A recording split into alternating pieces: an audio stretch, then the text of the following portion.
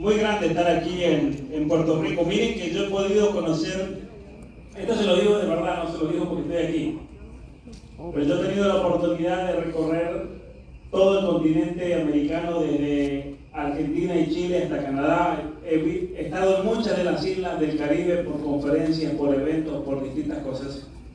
Y yo le decía a Mario que no quería tener expectativas, porque cuando uno no ha ido a un lugar nunca, mejor no imaginarse, porque se puede desilusionar.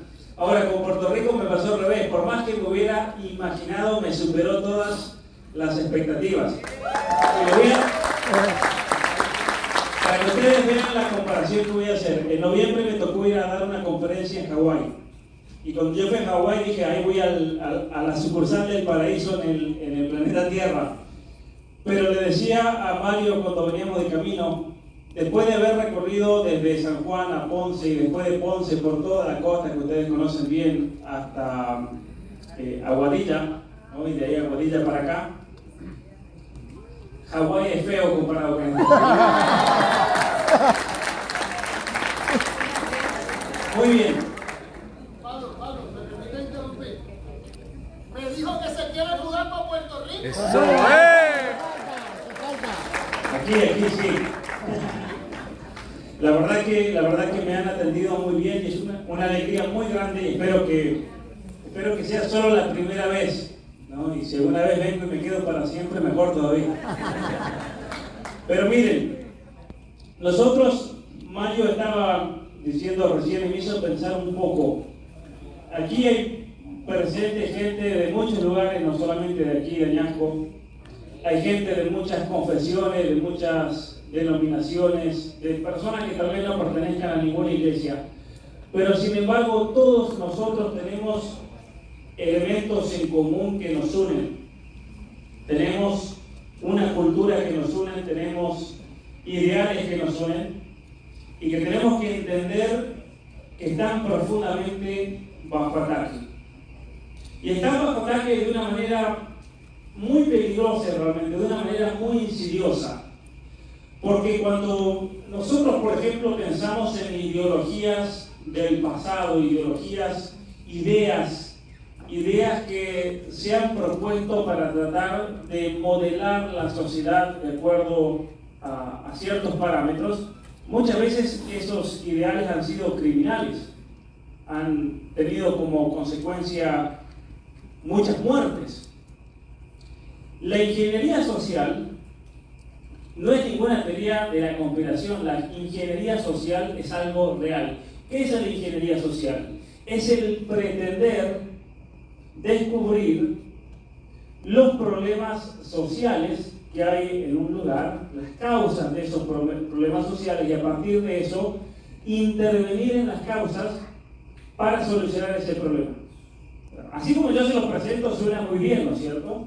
Ningún problema. Por ejemplo, si hay un problema social en un país con respecto a la droga, con respecto a la violencia, al crimen, uno dirá, bueno, busquemos las causas de ese problema social y luego, a partir de el tratar de remediar y mejorar esa situación, vamos a solucionar el problema.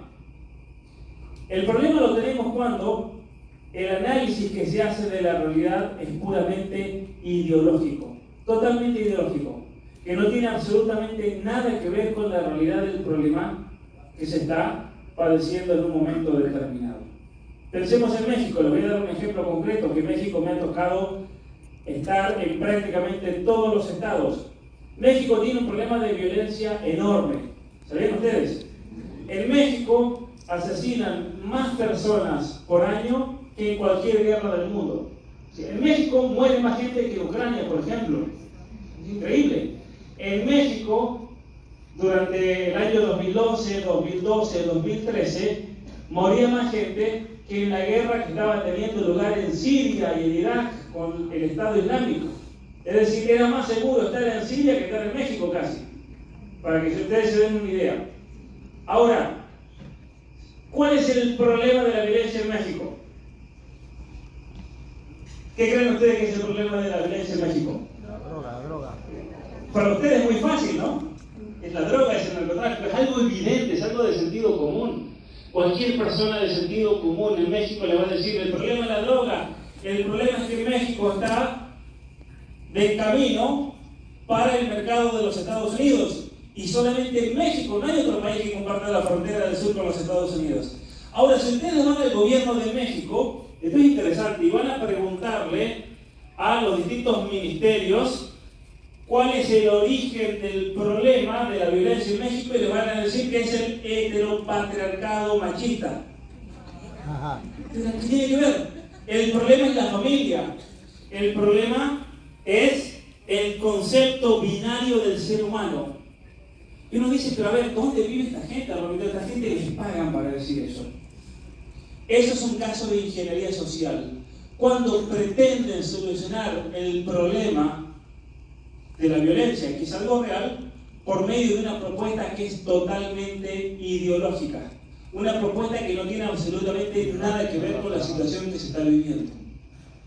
Me hace acordar a mí, por ejemplo, en el caso de Chile, donde grupos de feministas comenzaron a realizar performances, a hacer danzas públicas con canto, pretendiendo que con eso de repente se iba a acabar el problema que sufre una mujer. No tiene sentido, no tiene... Una cuestión es denunciar un problema que puede ser real. No estoy diciendo que porque lo diga una feminista no va a ser real, el problema puede ser un problema verdadero de muchas mujeres que están sufriendo, pero cuando vemos la solución que se pretende, ahí tenemos una ingeniería social basada en presupuestos ideológicos. Esta mañana estaba terminando de leer un libro muy interesante que habla acerca de las ciencias sociales en el siglo XX. ¿Y cuál es el problema de las ciencias sociales? Dice este libro, porque hace todo un recuento. Es un libro pesado porque básicamente hace un repaso y un resumen de todas las teorías de ciencias sociales que se fueron desarrollando en los Estados Unidos en el siglo XX. Pero lo más interesante de este libro es ver cómo todos estos ideólogos, estos personajes, básicamente trataban a la sociedad como si fuese una patología. Trataban a la sociedad como una enfermedad. Y por lo tanto, a la enfermedad la curamos modificando, tratando ciertos elementos. Y estos ideólogos, muchas de estas corrientes, veían como el problema principal de una sociedad, ¿a qué cosa? A la familia. Entonces ellos decían, si nosotros logramos eliminar a la familia de la sociedad, vamos a eliminar muchos problemas sociales que existen en los Estados Unidos. Y entonces este autor lo que hace es ir analizando cada una de estas propuestas dentro de las ciencias sociales, porque las ciencias sociales en cuanto tal, lo que buscan hacer es ingeniería social, conocer el problema de una sociedad, hacer, por ejemplo, análisis de cómo se viven en distintos parámetros, tener los datos y a partir de los datos tratar de buscar las causas y comenzar a intervenir por medio de políticas nacionales, políticas federales, de hecho por medio del gobierno federal de los Estados Unidos, y de esa manera ir como ajustando esa sociedad. Entonces, les voy a dar un ejemplo concreto. Esto es algo clásico de los Estados Unidos. ¿En Estados Unidos ha existido racismo o no ha existido racismo? Todos están de acuerdo que fue un problema real. Ahora, miren esto. ¿Qué comenzaron a hacer en los Estados Unidos? Políticas de ingeniería social para que nunca se deje sin trabajo a una persona por una cuestión de raza. Pero aquí viene el problema, porque cuando comienzan a meter las leyes de los cupos en los Estados Unidos, y esto yo lo vi en persona con amigos que trabajan en la construcción, metieron leyes de los cupos y de repente se encontraron que no tenían gente que trabaje, por más que les exigían un número mínimo de personas de una cierta raza. No habían. Entonces un gran amigo mío que trabaja para una compañía constructora muy grande de ahí de la zona de Washington, Maryland y Virginia, que hacen muchos trabajos para el gobierno, ellos recibían, por ejemplo, visitas de inspectores que venían a controlar que se cumpla el cupo mínimo. ¿Y qué pasaba? No encontraban gente que quiera trabajar. No encontraban. Y ya le voy a explicar por qué me acordé de este ejemplo mientras estaba leyendo este libro. No encontraban gente que quiera trabajar. Entonces, ¿qué hacía él? Este amigo mío salvadoreño, su nombre es Carlos. Él se iba a los barrios hispanos a buscar a hondureños, a venezolanos, iba a buscar a colombianos, a cubanos y algún que otro puertorriqueño, que todos tenían la misma característica. ¿Cuál era la característica? Tez oscura. Eran negros. La tez oscura. Y les decía, venían todos estos hispanos, que todos venían con ganas de trabajar, todos estos panameños, hondureños, todos hambrientos de trabajar y ganar dinero para poder apoyar a su familia, que se trajeron con ellos, los que se quedaron en su país, y le decían, muchachos, ustedes aquí los voy a notar como afroamericanos, pero ustedes se me quedan calladitos la boca cuando venga el inspector, porque si se abren la boca, se va a dar cuenta que ustedes no son negros de Estados Unidos, no son morenos, no son afroamericanos, porque tenemos que llenar el cupo, Y cuando estaba leyendo este libro esta mañana, que me hizo acordar de esta historia que les estoy contando, que fue más o menos el año 2010 o 2011, en este libro el autor dice que todos los análisis de los problemas reales que han habido en los Estados Unidos con cuestiones de racismo son problemas reales. Sin embargo, todos se equivocaban en que la solución que planteaban para un problema era totalmente ideológica. ¿Por qué era ideológica? Porque la solución que se planteaban para las comunidades afroamericanas en los Estados Unidos era que el Estado tome todas las funciones de la familia, desmantelar a las familias, de tal manera que los padres ya no tengan ese peso de tener que educar a sus hijos, que se los eduque el Estado, que por cada niño que una mujer tenga un subsidio, y si son de padres distintos, más apoyo todavía, de tal manera que se terminaba premiando básicamente financieramente el hecho de que haya madres solteras. Entonces los hombres, al saber que recibían más dinero si eran solteros que casados, nunca se casaban ni se comprometían, y terminaron destruyendo y descomponiendo a toda una sociedad y creando a toda una generación de personas. Esto lo dicen varios estudios de los años 60 y 70, de personas profundamente vagas, personas que no querían trabajar porque es más fácil vivir del Estado. Entonces pusieron cupos y nadie quiere trabajar. ¿Por qué van a trabajar si pueden vivir, aunque vivan de una manera miserable, en los peores lugares, con mucha violencia, pero así están conformes? Eso es ingeniería social, la ingeniería social que se viene a meter ideológicamente y termina destruyendo muchas veces y lamentablemente a toda una población. Otro factor interesante que comenta este libro, ejemplo de ingeniería social: en los años 60 y 70 hubieron muchísimos desmanes en los Estados Unidos, en algunas ciudades especialmente, donde se perdieron fuego y se destruyeron ciudades completas, donde hoy en este momento no queda prácticamente piedra sobre piedra. ¿Han ido alguna vez a Detroit?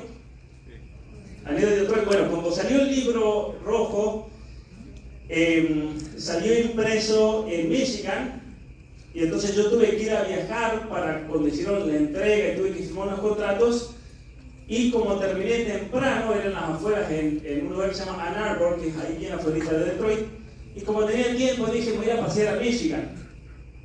Yo ni sabía, había escuchado de los riots, ¿no? De todos esos grandes problemas sociales que hubieron en el año 68, pero yo lo que no sabía era que la ciudad todavía está abandonada desde el año 68. La ciudad está abandonada. Ustedes pueden manejar, van por un bloque y otro bloque y otro bloque, las casas incendiadas, quemadas, tapiadas. Parece como cuando, por ejemplo, cuando pasó el huracán por aquí, ¿no es cierto?, que hizo mucho desastre, en muchos lugares seguro que había casas sin techo. Bueno, así está Detroit el día de hoy. Hasta el punto de que hay casas que uno la puede comprar por $1000, uno va y le da $1000 porque no vive nadie.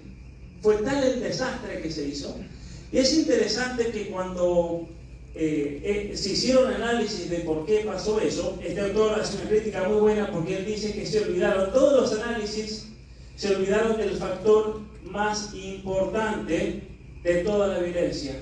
¿Cuál fue el factor más importante de toda la violencia? Es que todas estas personas que estuvieron involucradas tenían un factor en común: todos crecieron abandonados por sus padres. Todos crecieron abandonados por sus padres. Y eso, tarde o temprano, la persona tiene que enfrentarse a esa situación, a ese resentimiento acumulado, a ese muchas veces odio acumulado. Es una cuestión humana. Es una cuestión humana, no es una cosa fácil de decir, me abandonaron mis padres, me dejaron tirado, no hay ningún problema, sigo por delante. No. Toda persona humana que haya pasado por una situación así, tarde o temprano se va a tener que plantear muchas cosas en la vida. Entonces, eso es la ingeniería social, por ejemplo, para darles una muestra. Y una cosa que a mí me causó mucha preocupación estando en la universidad en los Estados Unidos, antes de haber ido a Canadá, y en Canadá obviamente lo vi en carne propia, es que en los últimos años, en las últimas décadas, se han estado gestando ideas, se han estado cocinando ideas en las universidades que son peligrosas de por sí. Son ideas que si nosotros comenzamos a hacer ingeniería social en nuestras sociedades, esto va a ser un desastre. Esto es lo que tienen que entender ustedes, los gobiernos a partir de la Revolución Francesa, en 1789, han tenido que elaborar planes de gobierno. Y son planes que sí o sí deben tener una cierta impronta, deben tener sí o sí ciertos objetivos, deben tener una visión de cómo quieren que sea esa sociedad. Y es por eso que a partir de la Revolución Francesa, esto es muy interesante para que ustedes tengan en cuenta, la educación anterior a la Revolución Francesa la tenían ¿quién? Las iglesias. Las iglesias. De hecho, si ustedes ven en Estados Unidos, por ejemplo, la Universidad de Harvard era en realidad una universidad, una escuela de una iglesia. La Universidad de Yale, la Universidad de Princeton, la Universidad de Notre Dame, la Universidad de la que se imaginen, de las primeras universidades aquí en Puerto Rico mismo, todas las universidades e instituciones educativas fueron fundadas, creadas por las iglesias para transmitir un aspecto importantísimo del ser humano, que es la cultura, que es el conocimiento. Y ahí es cuando nosotros nos damos cuenta de que cuando pasa la Revolución Francesa en Francia y ese ideal luego se va replicando en otros países, surge lo que se llama el Estado moderno. De hecho, el Estado moderno comienza a gestarse con lo que se llamó la Paz de Westfalia en 1640, más o menos 1641, y comienzan a surgir las naciones. Antes no existían las naciones. No existían los países como nosotros conocemos hoy en día, a Francia, a Alemania, a Italia. Italia ni siquiera era una sola cosa, el territorio de Italia estaba formado por muchísimos reinos. Hasta el día de hoy, si ustedes van a Italia, ¿saben con qué se van a encontrar? Con que en las distintas regiones y pueblos la gente habla distintos idiomas. ¿Sabían ustedes eso? Es como que aquí en Puerto Rico, en Añasco, hablan un dialecto, y vamos para Ponce y es otro idioma distinto, y vamos para San Juan y es otro idioma distinto. Así es en Europa. Ustedes van a Italia y cada región tiene su dialecto, y entre los pueblos ni se entienden entre ellos. Para entenderse, ¿qué idioma usan? El italiano. Lo mismo pasa en Alemania. Ustedes van a Alemania y se van a dar cuenta de que cada pueblo habla su dialecto y entre ellos no se entienden. En la ciudad de Múnich, München, en Alemania, al sur, en esa ciudad, en esa región, en Bayern, se hablan 5 dialectos. En el mismo lugar se hablan 5 dialectos y entre ellos no se entienden. Para entenderse, en Alemania, ¿qué idioma usan? El alemán. Y lo mismo pasa en muchos otros lugares. Bueno, pasa también en cierta manera en España, aunque en España la unificación del idioma se dio con la unificación de España misma, por una historia muy particular que tiene España allá por el año 1492, cuando se logra reconquistar toda la península después de las invasiones musulmanas. Pero lo mismo pasa en Suiza. En Suiza tienen los valles, y cada valle, cada cantón tiene su idioma. Y cada cantón, la gente en general piensa, bueno, en Suiza se habla alemán, italiano y francés. Y en realidad en Suiza se habla italiano, francés y un montón de tipos distintos de dialectos alemanes, que luego se unifican, ¿no? Y ahí se usan 3 idiomas. Entonces, a lo que voy es que el Estado, como proyecto político, es algo reciente. No existía antes de la Revolución Francesa. Y el Estado, como un proyecto político y un proyecto secular, una de las primeras cosas que hace es el declararse no solamente como el el que estaba a cargo, la institución a cargo de la fuerza, de la policía, por ejemplo, del orden, de tener el monopolio de la fuerza, sino también de tener el monopolio de qué cosa, de la educación. Y ahí comienzan todos los distintos proyectos educativos públicos que tenían como objetivo un determinado tipo de ser humano de acuerdo a las necesidades o a los objetivos que tenía ese país. Ahí tenemos un caso de ingeniería social, por ejemplo. ¿Por qué? Porque surgen un montón de planes educativos que ya no tenían como función enseñarle a la persona a pensar, enseñar a la persona a tener su propio razonamiento crítico, lógico, a tener una gran cultura, sino simplemente que sea un instrumento del Estado para, por ejemplo, trabajar en una industria determinada. Ocurre todo lo de la revolución industrial. Hoy en día tenemos una serie de proyectos ideológicos donde el gobierno se asegura que la gente, por ejemplo, aprenda a pensar y razonar lo menos posible, porque de esa manera la gente se vuelve mucho más manipulable y de esa manera se asegura de que vamos a tener a los futuros votantes. No es un error, en cierta manera, lo que han estado haciendo, no es por equivocación o por error, porque les salió mal, lo que muchos gobiernos en el continente han estado haciendo en los últimos años al tratar de destruir y disminuir la educación de las personas. No es un error, es un propósito. Tiene un objetivo concreto y claro. Yo soy de la Argentina, voy a poner el ejemplo de Argentina porque no se ofenda a nadie, pero en Argentina, desde el año 2002, es impresionante cómo comienzan a cambiar todos los programas de educación, donde uno se daba cuenta de que tenían como resultado inevitable el que la población estudiantil se vaya embruteciendo cada vez más. Embruteciendo, ¿por qué? Porque de esa manera uno se da cuenta ahora, año 2023, que lo que impusieron hace 20 años, a ellos les aseguraban que ese estudiante, cuando salga de la escuela, iba a ser el futuro votante del kirchnerismo. Entonces, la educación se transforma de enseñarle al niño a leer, a escribir, a razonar por sí mismo. Ahora la educación se convierte en una herramienta para ideologizar, para fanatizar a una persona con distintos puntos ideológicos, y luego el partido dice: nosotros somos los que presentamos esa solución ideológica. Por lo tanto, a la persona no le quedaba más que conectar A con B. Entonces, estos son los problemas sociales del momento, que sean totalmente irreales, y luego el único partido que le promete esos puntos o proyectos es el kirchnerismo, y así se van asegurando el poder. Y otra cosa interesante que hicieron en Argentina es crear todo un sistema de subsidios, por ejemplo, porque es otra manera. Entonces, al que no lo pueden atar y controlar ideológicamente, lo atan económicamente. Entonces, por medio de subsidios, por medio de dinero que le van regalando, la gente entonces depende de ese plan social. Empobrecer a una población para que luego esa persona sí o sí tenga que venir a mí para el dinero. Y en Argentina, miren ustedes lo que es un proceso de ingeniería social. En Argentina el gobierno, en los últimos 20 años, hacía manifestaciones de apoyo al gobierno. Esto que lo ven, sí, parece Cuba o Venezuela, pero esto es Argentina. Manifestaciones de apoyo al gobierno. De tal manera que si ustedes tenían un plan social y no iban a la manifestación, ¿qué pasaba? Lo perdían. Entonces la gente tenía que ir obligatoriamente y toman asistencia hasta el día de hoy para poder recibir ese beneficio. Imagínense ustedes que vino el huracán María, por ejemplo, aquí a Puerto Rico, y a cambio de la ayuda, de lo que necesitaba, sea que necesite uno, el político le diga: aquí tiene la ayuda, pero antes fírmeme aquí el voto. ¿Eso tiene en Argentina? Yo dije, voy a dar el ejemplo de Argentina para que nadie se ofenda y ustedes hacen las correcciones.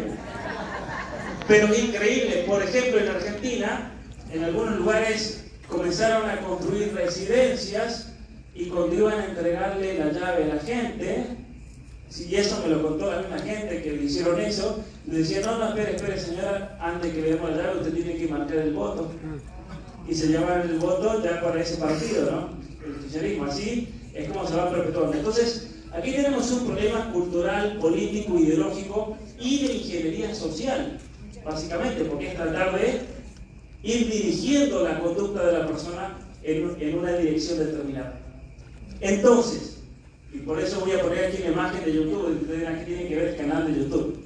Cuando estaba en la universidad, a mí se me ocurrió una idea de un proyecto de cómo las universidades estaban ideologizando en general a los estudiantes. Como las universidades, para muchas personas que iban a estudiar, salían de la universidad con un título, pero después decían no aprendí nada, o trataron de ideologizarme en muchos otros temas, o no me enseñaron las cosas importantes de la vida, de cómo vivir como persona humana, cómo desarrollarme. Yo dije, hay que ofrecer una solución. Y es así que se me ocurrió, y esto fue hace muchos años, el proyecto de comenzar a dar cursos en línea. Aprovechar el internet para ofrecer un tipo de enseñanza que tal vez muchísimas personas jamás fueron a buscar en la universidad y nunca la encontraron. Y cuando yo les conté este proyecto a mis compañeros en la Universidad de Canadá, varios de ellos me decían, eso no va a resultar. Yo les decía, miren, yo quiero dar clases en YouTube.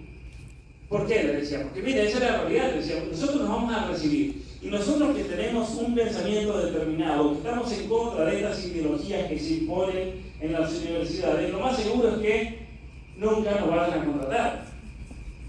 Porque es así como se va imponiendo una ideología. Es muy fácil. ¿Cómo se aseguran en una universidad que todos piensen de la misma manera? Y básicamente solamente contratan a los que piensan igual o a los que se quedan callados para que no los echen. Esa es la realidad. Y entonces yo decía, mira, tenemos un problema, muchachos, porque vamos a salir de la universidad y nadie nos va a querer contratar en la universidad, podemos trabajar de otra cosa, obviamente, pero no enseñando. Entonces, una manera de poder escaparse de eso, yo les decía, es enseñando de manera privada, tratando de llegar a muchísima gente que salía frustrada de la universidad, o a muchísima gente también que tal vez nunca tuvo la oportunidad de ir a la universidad, pero se quiere formar y está interesada en entender qué es lo que está pasando en el mundo, cómo podemos proteger a nuestras familias, explicar estas ideologías. Yo les decía, miren, hay muchas ideologías en la universidad que luego se trasladan a políticas públicas y la gente no conoce el trasfondo ideológico. Y si nosotros se lo presentamos a la gente con palabras sencillas, fáciles, que puede entender, se van a dar cuenta de por qué esto es terrible realmente para una nación, para un país. Y en ese momento me decían, no va a funcionar eso porque en YouTube la gente va a mirar gatos, o sea, en el año 2007, 2008. Van a mirar videos de gatos que se van a poner a escuchar a alguien que les hable de filosofía y de ideas políticas y de economía, de psicología. Pero un día, yo me acuerdo que YouTube anunció que aumentaba a 20 minutos los videos. Había una época, no sé si se acuerdan ustedes, que solamente duraban 5 minutos, después 10 minutos, después 12, después llegó 20. Y yo me acuerdo que cuando anunciaron 20 minutos ese día, yo le dije a un amigo, cada día más cerca de yo poder dar una clase por YouTube. Y se reían. Ni existía la posibilidad de dar clases en vivo, como ocurre hoy, ¿no? Y así fue cuando en un momento determinado se dieron varios factores. Uno de ellos era el hecho de que YouTube abrió la oportunidad de hacer el streaming, pero el otro factor fue que anunciaron la pandemia. Cuando anunciaron la pandemia en el año 2020, a principios del 2020, yo, a ustedes les va a parecer profético, muchos de ustedes tal vez me conocían en esa época, pero yo dije, ¿quién se acuerda de esa época? Yo dije, nos van a tener encerrados por meses. Yo lo dije en enero, cuando ni siquiera había llegado el COVID para estas zonas. Yo les dije, nos van a encerrar a todos por varios meses, más o menos hasta agosto, prepárense. Mucha gente después me decían, muchos pensaban que era profeta, no era ningún profeta, porque el que dice las noticias con el diario del lunes es muy fácil, como se dice. Yo sabía que algo así venía porque habían hecho un experimento de ingeniería social, que yo venía estudiando todas las cuestiones de ingeniería social, unos meses antes, en una universidad llamada Johns Hopkins, donde ponían un escenario. Fue en octubre del 2019, el experimento 201 se llamaba, donde ellos hablaban de que iba a surgir un virus respiratorio, iba a surgir de China, de Wuhan, De hecho, estaba el presidente del laboratorio de Wuhan en ese experimento, y luego de anunciar eso iban a hacer toda una campaña mediática para aterrorizar a la población y de esa manera forzarla a que se encierren solos, y el que no se quiera encerrar, vamos a poner la policía, vamos a pagar, vamos a frenar los vuelos, vamos a hacer un montón de cosas, que fue todo lo que se hizo de hecho. Eso se publicó en el año 2019 en octubre. Ahora, la mayoría de ustedes jamás escuchó de eso o lo escuchó después, porque no es algo que salga por los medios, pero si uno está estudiando el tema de relaciones internacionales y todo lo que tiene que ver con políticas de ingeniería social, eso lo sabíamos, ese documento. De hecho, en el 2011 ya había salido un documento de escenario ante una pandemia por un virus respiratorio hecho por la Fundación Rockefeller, que fue publicado en el 2011. Y es por eso que ustedes ven libros del año 2015, del año 2017, que ya hablaban de lo que iba a pasar. Va a venir un virus, porque estaba todo ya pensado, ¿no? Pensado para que cuando eso ocurra, este va a ser el escenario que vamos a tener. Y lo interesante es que en todos estos proyectos de ingeniería social, no es que reaccionan ante el peligro de algo, sino que dicen, cuando surja algo así, esa va a ser la oportunidad para introducir cambios sociales y cambios de ingeniería social. El ejemplo más claro, por ejemplo, en la actualidad de ingeniería social, es lo que se llama el Gran Reseteo. ¿Han escuchado hablar del Gran Reseteo? ¿Qué es el Gran Reseteo? Es un proyecto del Foro Económico Mundial para resetear la economía y la política a nivel global, que es lo que ellos llaman la cuarta revolución industrial. Pero bueno, no nos vamos a meter en eso porque es un tema muy interesante realmente, pero yo lo trato en muchos de mis videos. Esa es la razón por la cual yo comencé a hacer cursos en YouTube, comencé a hacer videos, cursos totalmente gratuitos para que la gente pueda formarse, porque en las universidades esas cosas no se las van a enseñar. Son las cosas más importantes, las cuestiones laborales. Por ejemplo, un joven que termina el high school, ¿cómo le dicen aquí high school? ¿Sí? Termina la escuela superior, y la gran pregunta de un joven que termina la escuela superior, ¿cuál es? ¿Qué voy a estudiar? ¿No? ¿Qué voy a estudiar? Bueno, lamentablemente, ninguna escuela superior del mundo, no solamente de Puerto Rico, del mundo entero, ni siquiera en Estados Unidos o Canadá, les enseña a los jóvenes que el 40% de los trabajos no van a existir en prácticamente 10 años. No les enseñan eso. Y eso es clave saberlo. ¿Por qué es clave saberlo? Porque ustedes no quieren ir a la universidad a estudiar algo que después no les va a servir para absolutamente nada. Para nada. Es una realidad, porque parte de estos programas de ingeniería social del Foro Económico Mundial apuntan a qué cosa? A el automatizar la mayor cantidad de trabajos. Entonces, cuando un joven a mí me escribe y me dice, doctor Pablo, yo quiero estudiar tal cosa, tal otra, ¿qué me aconseja? Yo le digo, bueno, mira, tienes que fijarte una cosa. Tu trabajo puede ser reemplazado por la inteligencia artificial o no. Si puede ser reemplazado, olvídate. Dedícate a cuestiones que son irreemplazables por la inteligencia artificial. ¿Y cuáles son las cuestiones irreemplazables por la inteligencia artificial? Aquellas cuestiones que implican un tipo de razonamiento que solamente el ser humano puede hacer. Esa es la clave. Y para adquirir ese tipo de razonamiento que solamente el ser humano puede hacer, hay que estudiar las humanidades, hay que estudiar lógica y una serie de cosas que en las escuelas hoy en día no se enseñan más. Ese es el problema. Y entonces, por eso yo le decía a mis compañeros de la universidad, hay que salirse del sistema y enseñar las cosas que el sistema nos enseña, porque solamente así vamos a poder ayudar a la gente a salir adelante. Esa es la verdadera educación. Si ustedes yo les enseño algo que no sirve para absolutamente nada, es pérdida de tiempo, es simplemente una curiosidad lo que les estoy enseñando. Pero si yo les enseño herramientas para que ustedes por su cuenta luego puedan discernir y puedan prepararse, eso es lo que vale la pena.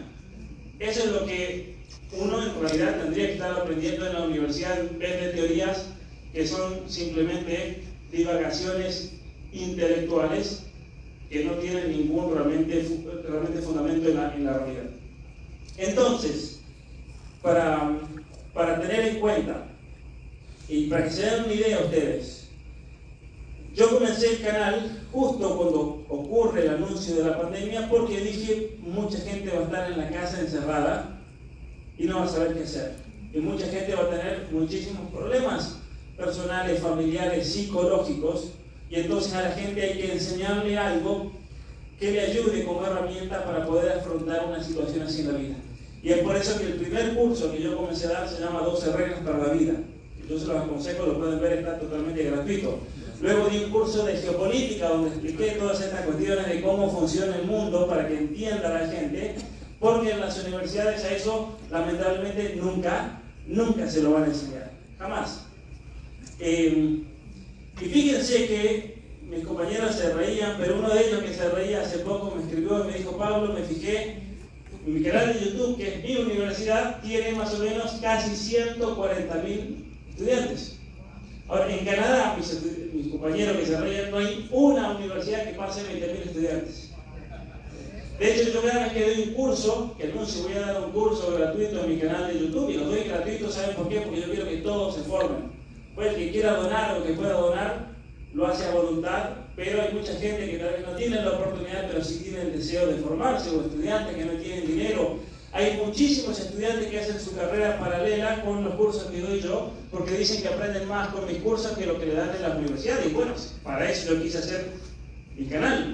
Si voy a repetir lo que aprenden en la universidad, ¿para qué lo voy a hacer? Tiene que ser algo único. Y cada vez que ofrezco un curso se anotan entre 40.000 y 50.000 personas. Miren ustedes. Que son algunas de las maravillas, obviamente, del Internet, de lo que nos da. Y también por eso escribí estos 2 libros que muchos de ustedes generosamente han comprado y con lo cual apoyan también a mi trabajo para continuar todo esto, para explicar realmente lo que está ocurriendo a nivel ideológico con todas estas campañas de ingeniería social. Y es lo que vamos a hablar ahora en este momento.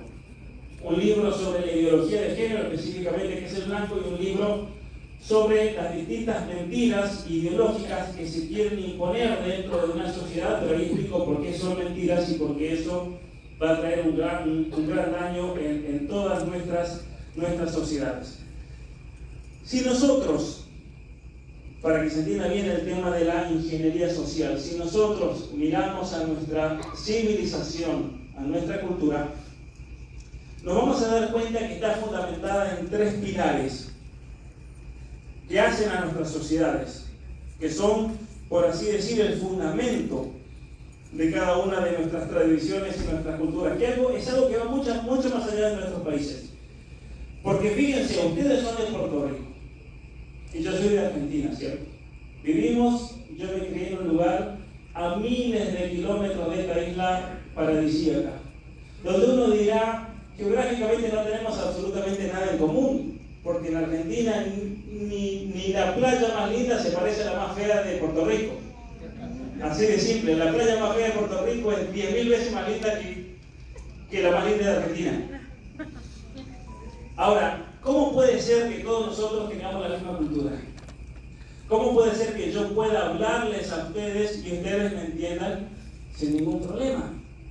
Yo puedo ir a México y va a pasar lo mismo. Voy a Colombia, voy a Perú, voy a Ecuador y me puedo comunicar. Y no solamente me puedo comunicar, sino que hay algo mucho más profundo que el mero hecho de que tenemos el mismo idioma. Todos nosotros tenemos la misma cultura, con sus variaciones, pero es la misma cultura. Todos provenimos de lo que se llama la civilización cristiana, que obviamente aquí en nuestro continente incorpora toda otra tradición precolombina, y se da toda una etapa de mestizaje y una etapa de lazos como nunca se ha dado en ningún otro lugar de la historia, y que ha dado como resultado Hispanoamérica. Somos todos hispanoamericanos. Y tenemos en común una cosa que es muy importante tener en cuenta, porque eso es lo que realmente nos une con mucho más profundidad incluso que el idioma. Que hay 3 pilares dentro de esta civilización. 3 pilares que fundamentan este hogar, por así decir. Tenemos la fe, que nos fue dada ¿por quién? Por Jerusalén, que es la raíz de toda esa tradición, incluso de la misma tradición cristiana, tiene su origen en la fe que nos dio Jerusalén. Pero también esa tradición incorporó la razón, el modo de pensar filosófico, lógico que nos dieron los griegos, que desarrollaron de manera especial pensadores como Platón y Aristóteles, pero hubo muchísimos más pensadores que son parte de toda esa tradición racional, que luego también da origen a las ciencias. Todas las ciencias modernas tienen su origen en el pensamiento filosófico que nosotros heredamos de Grecia, y luego Roma, o toda la tradición romana, nos dio lo que es la justicia, el ideal de justicia, que es el derecho romano. Un derecho romano que se incorpora. Esto es muy curioso, ¿cómo puede ser que Roma, que es una cultura totalmente distinta a Jerusalén, incorpora el hecho de la justicia, el derecho de lo que está bien y de lo que está mal? Porque los romanos, más allá de sus errores, más allá de sus modos de actuar, ellos eran conscientes de que la conducta humana, para que uno pueda vivir en sociedad y para que uno pueda vivir de un modo civilizado, debería respetar ciertos elementos de conducta. Y esos elementos de conducta que habían establecido los romanos, llegando por la razón natural, coincidían con los 10 mandamientos. ¿Saben ustedes? Coincidían con los 10 mandamientos. ¿Qué son los 10 mandamientos, básicamente? Los 10 mandamientos, desde un punto de vista político, desde un punto de vista social, son 10 modos de comportarse, o de cómo no debe comportarse uno, que hacen posible que una sociedad pueda florecer. Y los romanos tenían un mandamiento que era fundamental, ¿no? Los judíos, la tradición judeo-cristiana, luego tenían un mandamiento fundamental que era, ¿cuál es el mandamiento fundamental? Amar a Dios sobre todas las cosas y amar al prójimo como uno mismo. Eso fue ese elemento social que da el judaísmo, que luego el cristianismo lo acepta. Los romanos tenían otro mandamiento fundamental, pero es muy interesante porque está en las fuentes de la formación de la política y de las sociedades actuales, y que tiene una relación muy estrecha luego con el gran ataque que viene a significar la ideología de género. Y ustedes van a entender cómo está conectado todo esto. Según los romanos, y esto es una gran verdad, según los romanos, para que una sociedad de cualquier tipo, pensemos en una familia pequeñita del esposo y la esposa, o la esposa, el esposo y los hijos, o una sociedad de una familia ya más grande, conformada por el abuelo, la abuela, los hijos, los nietos, toda esa familia extendida, los primos, o esa sociedad que es un pueblo, o que puede ser una isla completa como Puerto Rico, para que eso se pueda dar, sí o sí, hay un elemento que se tiene que dar. Si no se da ese elemento, es imposible cualquier cosa. Y es el poder confiar los unos de los otros. Eso decían los romanos. Si nosotros podemos confiar, si la esposa puede confiar en el futuro esposo, se va a casar. ¿Qué mujer se casaría de un hombre del cual no confía? Puede ser que después descubra que el hombre termina siendo un peligro, ¿no? Pero si la mujer se diese cuenta de antemano, nunca se casaría con una persona así. Nadie se casaría con un mentiroso, por ejemplo. Nadie se casaría con alguien que diga, mira, yo me voy a casar contigo, pero te voy a vivir engañando. Ah, está bien, no importa, mientras te cases conmigo, no. Nadie haría eso. ¿Quién establecería un negocio con alguien que lo va a vivir estafando, por ejemplo? Nadie. Porque es imposible establecer una relación así. Por eso para los romanos era sagrado el cumplir la palabra. Y era algo tan importante en el derecho romano cumplir la palabra, que el que no cumplía la palabra, ¿qué pasaba con esa persona? O lo condenaban a muerte, dependiendo del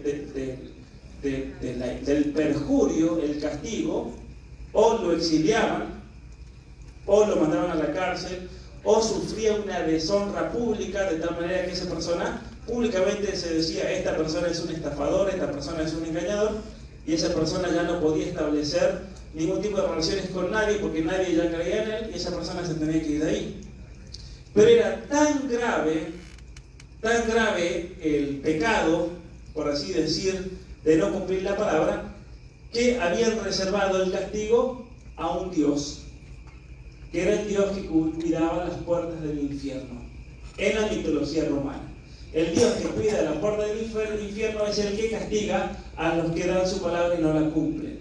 Entonces, cuando en 1912 unos trabajadores de la construcción estaban haciendo una renovación de una casa en las afueras de Roma y estaban cavando un piso y de repente se encuentran con dos vasijas.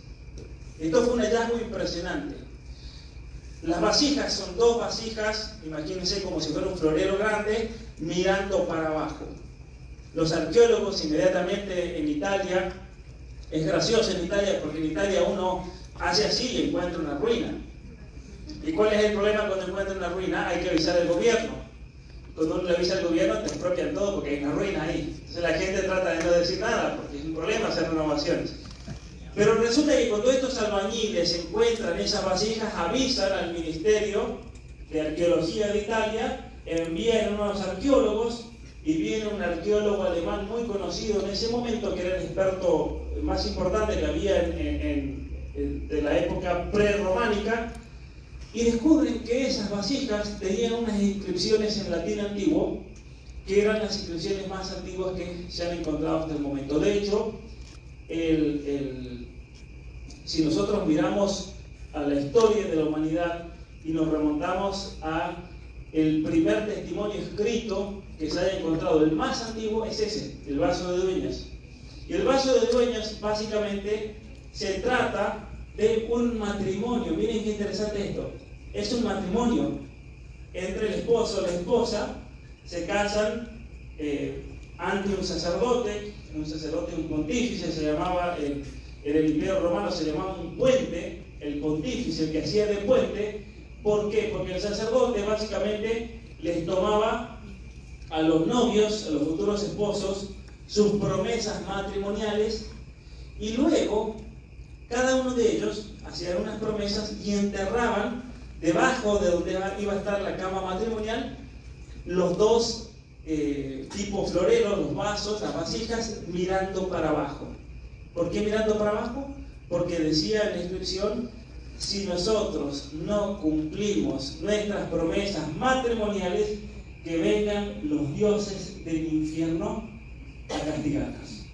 Si éramos infieles en la palabra. Esto es algo muy interesante porque el primer testimonio escrito, es muy interesante, de la historia romana es un matrimonio. Como en la tradición judeo-cristiana, el primer testimonio del ser humano es un matrimonio, es Adán y Eva, ¿no? Que fueron creados como semejantes por Dios y como complementarios, la complementariedad de la familia. Entonces, para los romanos era tan importante el tema de la fidelidad de la propia palabra, que había un Dios destinado para eso, para castigar a quien no la cumple. Y en latín, que era el idioma de los romanos, ¿cómo se llama o cómo se le dice a la fidelidad? ¿Cómo creen ustedes que se le dice? Se dice fides. Fides. ¿Qué fides qué significa en español? La fe. La fe. Entonces ellos, los romanos, en el derecho romano crearon lo que se llamaba la fides romana, la fe de los romanos. ¿Qué era la fe de los romanos? El hecho de que un romano lo que prometía lo cumplía. Ese era el mandamiento máximo. Lo que uno promete lo tiene que cumplir. Esa era la fe de los romanos. Cuando llegan los cristianos a Roma a evangelizar, ellos tienen que buscar una palabra en latín a las promesas de Dios. Y entonces los primeros cristianos dijeron, así como ustedes, los romanos, lo que prometen lo cumplen y ustedes a eso le llaman la fe de los romanos, nosotros traemos la fe en Dios, porque Dios es el que promete y lo que promete lo cumple mucho más. Y eso es muy interesante, eso es parte de la historia de nuestra civilización occidental, porque es así como también convirtieron a los romanos. Los romanos tenían tenían una estima altísima en el honor, en el cumplir la palabra.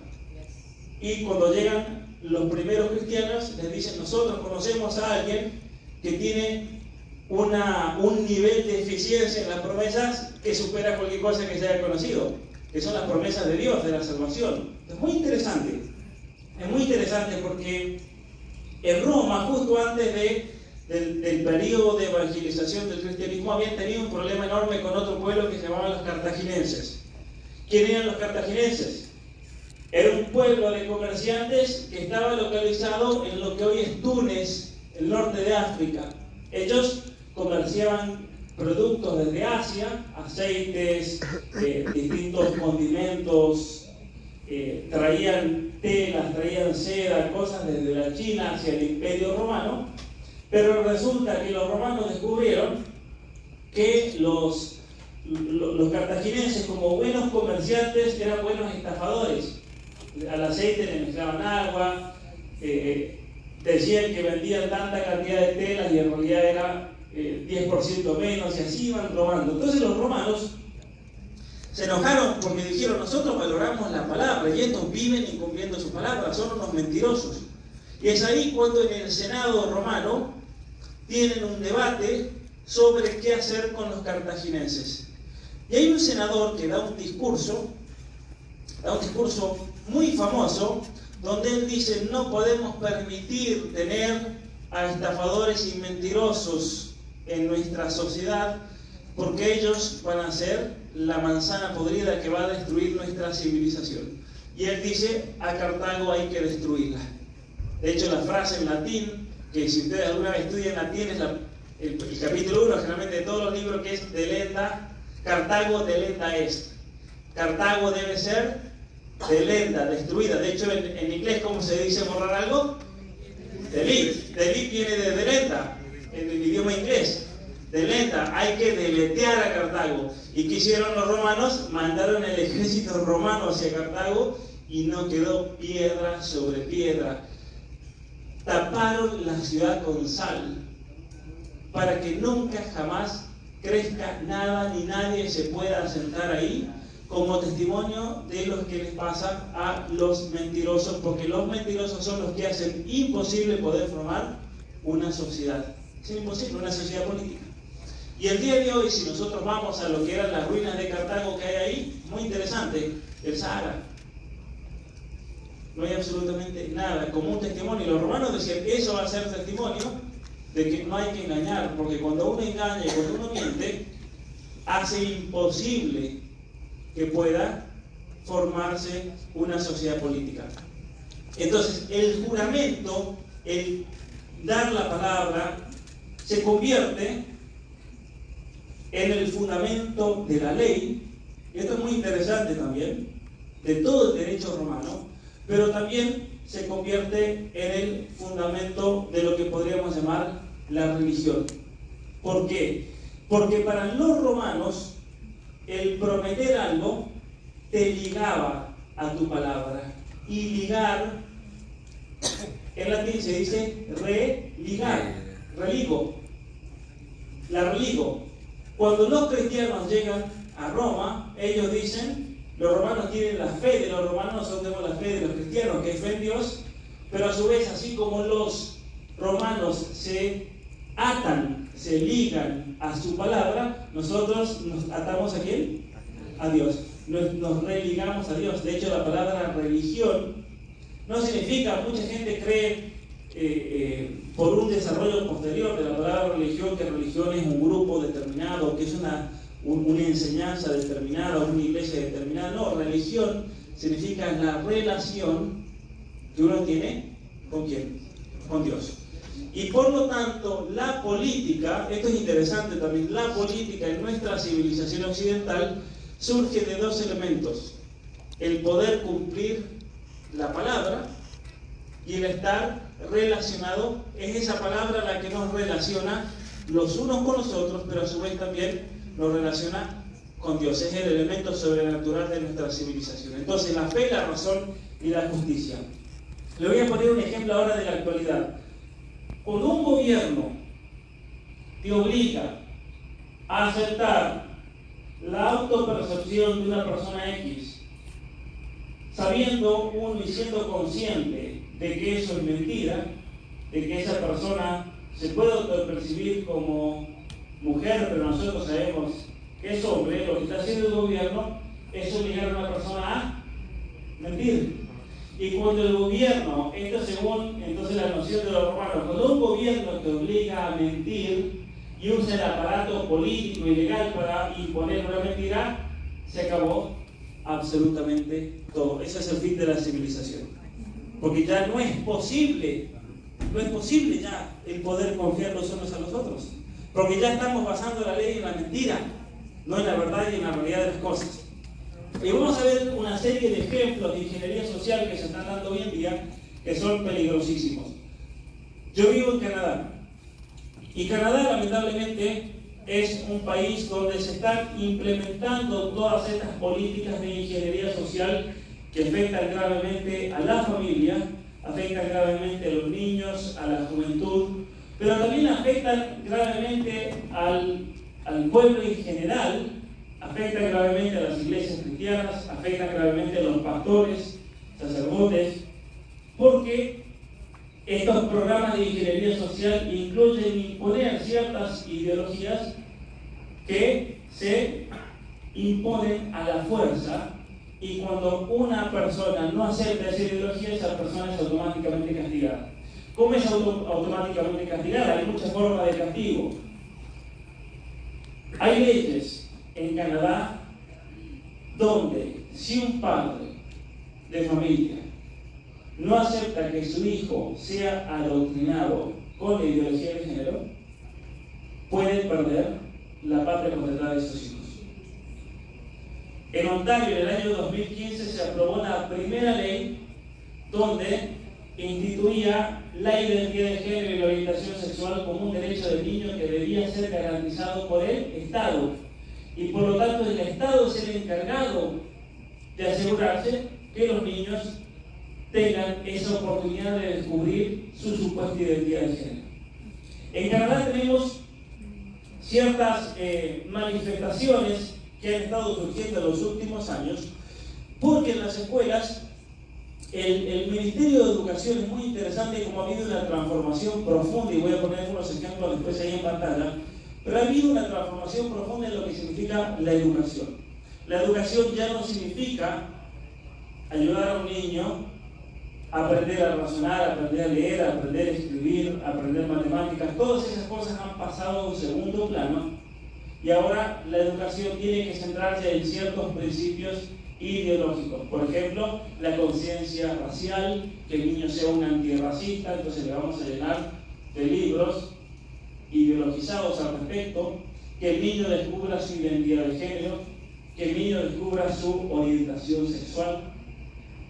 Cuando un programa entonces comienza ya a adquirir toda esa impronta ideológica y real, comenzamos a ver cuestiones como, por ejemplo, traer transexuales a las escuelas, a niños de kinder, de primer grado, de segundo grado, donde les cuenten sus historias personales de cómo ellos se liberaron de esa imposición patriarcal de ser varones o mujeres.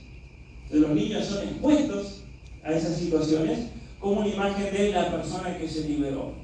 Otro ejemplo claro para que ustedes vean lo que es el grado de ideologización. Familias inmigrantes que llegan a Canadá, yo conozco casos personalmente de familias que han llegado de México. Cuando los niños comienzan la escuela, resulta que la escuela misma le cambia los nombres a los niños.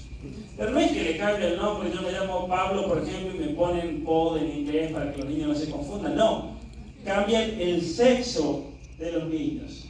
¿Con qué excusa? Hay familias mexicanas que es interesante las historias cuando uno escucha, que me dicen que van a la escuela a quejarse al profesor que por qué a mi hija que se llama María le han puesto un nombre de varón, y en la escuela les dicen: no señora, lo que pasa es que ustedes en México son machistas y le imponen el sexo a sus hijos.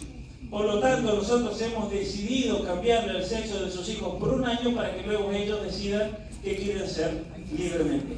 Liberarse de esa identidad. Es decir, presuponer, como vamos a ver, que el hecho de ser varón o ser mujer es una imposición social. No existe ser varón o ser mujer.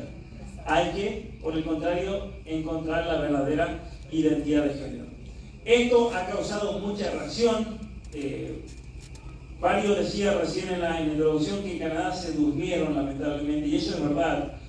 Las iglesias en general se durmieron al respecto. Yo creo que no se durmieron de mala intención, sino que se durmieron porque no tuvieron nadie que venga y les explique lo que realmente estaba ocurriendo ideológicamente en todos estos planes de ingeniería social. Esa es otra razón por la cual a mí me motivó a salir de la universidad e ir a explicarle a la gente lo que estaba ocurriendo. Un pastor de Estados Unidos está haciendo un trabajo muy grande, es americano él, y él me dijo el año pasado: mira, Pablo, históricamente el trabajo de la iglesia fue salir al mundo a explicarle al mundo la realidad del evangelio. Él me dijo: tú lo que estás haciendo ahora es al revés, estás viniendo a las iglesias a explicarle a las iglesias la realidad del mundo para que no se los coman. Básicamente, haciéndole entender a los cristianos: miren, estas son las ideologías que estamos viendo hoy en día. Esto es el mundo, esto es lo que está ocurriendo. Y si ustedes no se defienden, y ustedes no hacen algo al respecto, se lo van a pasar por encima. Ahora, ¿cómo se lo van a pasar por encima? ¿Cómo está ocurriendo en Canadá? ¿Cómo están imponiéndose todos estos proyectos de ingeniería social? Por las leyes y por la política. Las leyes se ponen por la política y por el sistema de justicia. Por el sistema de justicia, como vamos a ver en algunos ejemplos. Entonces, en las escuelas en Canadá ya están metiendo a estos transexuales a dar lecciones a los niños de cómo liberarse. Esto es realmente una perversión de cómo liberarse del hecho de ser varones, del hecho de ser mujeres, cómo hay una identidad de género, cómo tienen que experimentar sexualmente hasta que encuentren su verdadera orientación sexual. Y eso ha generado quejas de muchos padres, de muchos pastores, de muchas iglesias que ahora se están organizando porque le están tocando a sus hijos. ¿Y qué está pasando cuando le tocan a sus hijos? Por ejemplo, pasó hace poquito que hicieron toda una campaña de adoctrinamiento en un distrito escolar y el pastor de esa zona dijo: tenemos que ir nosotros como padres a defender a nuestros hijos, miren lo que está ocurriendo. El pastor lideró una protesta que, por otra parte, hay que aclarar, no fue violenta, fue en silencio.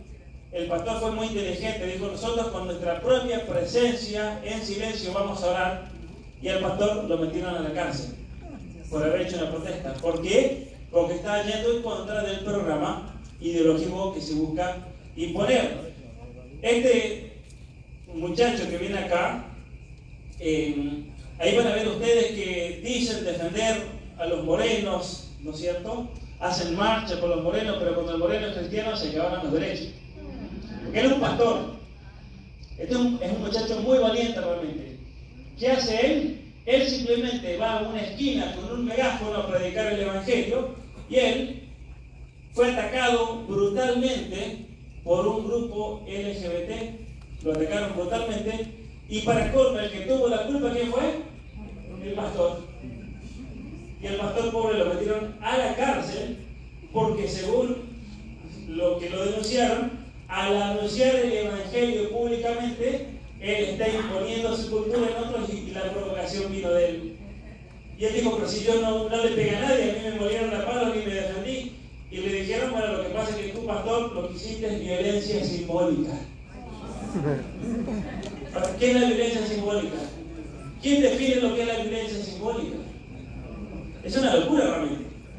O sea, cuestiones que ya están pasando, ¿no?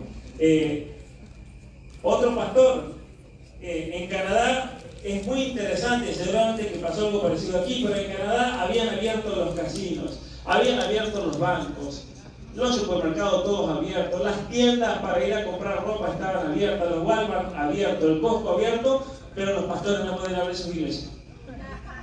Es una locura. No pueden abrir sus iglesias. Entonces, los pastores que se animaron a abrir sus iglesias están muchos yendo a la cárcel, incluso ahora, hace como una semana anunciaron que van a empezar a arrestar a todos los pastores que desobedecieron en ese momento todas estas imposiciones. Son todos casos, miren, son todos casos de pastores, son distintos pastores que en el último mes, son todos del último mes, han estado metidos en la cárcel. Aquí tenemos el ejemplo de otro pastor que fue acusado de crimen de odio contra la comunidad LGBTQ. ¿Qué hizo este pastor? Este pastor, como estaba defendiendo a las familias y a los niños de su iglesia, él decidió ir a hacer una protesta cuando todos estos activistas LGBT se metían en las escuelas. Entonces un juez le impuso, se quejaron ante la justicia y un juez le impuso una restricción al pastor. Ese pastor no se puede acercar a menos de 100 metros de estas escuelas cuando están los LGBT adoctrinando a los niños. Entonces el pastor, ¿qué hizo? El pastor dijo, bueno, está bien, voy a respetar, pero yo igual me voy a quejar. Entonces se fue a un estacionamiento de un Walmart. Unos parroquianos midieron 100 metros con el láser, ven que ustedes pueden medir con el láser los que trabajan en construcción, y dijeron, pastor, esta línea es 100 metros. Entonces el pastor dijo, me quedo de este lado. ¿Y qué pasó con el pastor? Lo arrestaron igual, está en la cárcel ahora el pastor. Simplemente por haber defendido a la familia y haber defendido a los niños de este programa de adoctrinación, de adoctrinamiento ideológico. ¿Ustedes se han enterado que en los últimos 2 años se han quemado más de 80 iglesias en Canadá? ¿No? Los medios salen diciendo todos los días que quemaron otra iglesia. Es impresionante realmente el nivel de odio que todos estos activistas están gestando. ¿Por qué? Porque ponen a las iglesias como el enemigo número 1 a vencer para poder imponer la ideología de género en una sociedad. ¿Por qué es eso? Varias razones que citan. Si ustedes leen los libros de feministas radicales y de activistas del género, una de las cuestiones que denuncian es que la Biblia dice Dios los creó varón y mujer, varón y hembra. Eso, según ellos, es discurso de odio. De hecho, en Canadá salió una sentencia de la Corte Suprema donde, si en Canadá, miren esto, si en Canadá ustedes afirman, un pastor afirma que el matrimonio es solamente entre un hombre y una mujer, es un crimen de odio y no puede terminar en la cárcel. Esa es otra razón por la cual más de un pastor han terminado en prisión en Canadá en los últimos años. Entonces yo creo que el caso de unos 3 o 4 pastores bautistas que fueron a la cárcel simplemente por predicar el evangelio de las bodas de Caná, por ejemplo, donde hablaban de que el matrimonio Dios sentenció y nos creó así, nos hizo complementarios como hombre y mujer. Eso ha llevado a toda una serie realmente de crímenes. Todas estas son iglesias distintas que han sido incendiadas en Canadá en los últimos 2 años. ¿Por qué? Porque están agitando, especialmente en las universidades, a los estudiantes y llenándolos de odio contra todo lo que significa nuestra civilización occidental cristiana. Y especialmente dentro de todas las instituciones que hicieron posible la transmisión de esta civilización, se encuentran, en primer lugar, ¿quién? Las iglesias.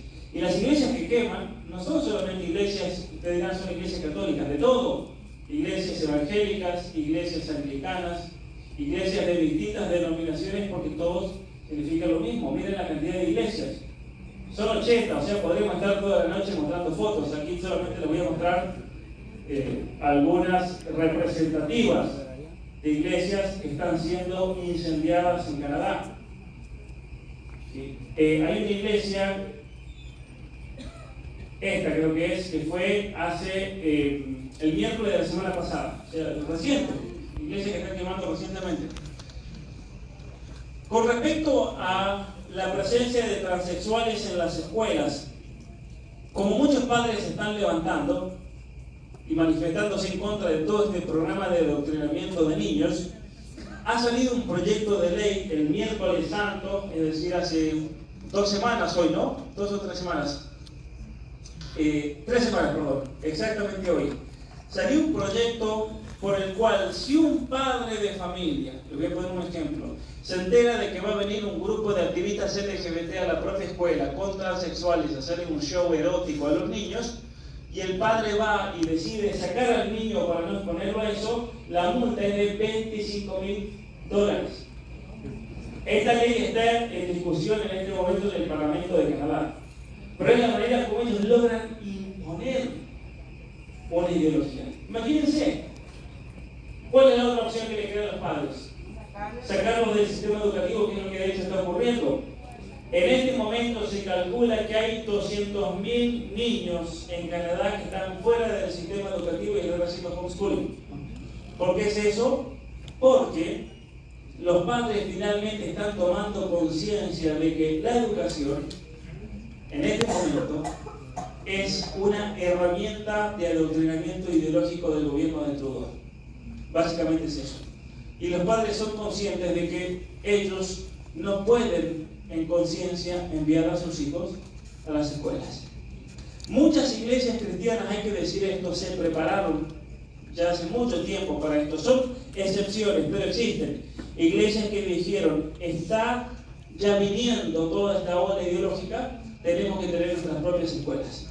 Tenemos que tener escuelas totalmente independientes del Estado, donde no recibamos ni un centavo para que el Estado nunca después nos pueda venir a reclamar algo. Y esas escuelas existen en Canadá. Son muy poquitas.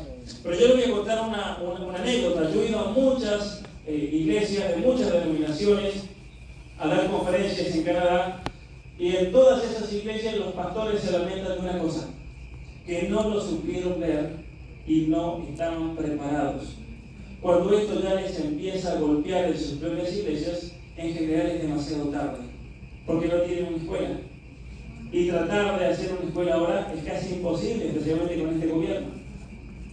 Los que tuvieron la visión y lo comenzaron a hacer en los años 80 son los que mejor parados están ahora, porque al menos en su congregación pueden ofrecerles una solución a esos padres.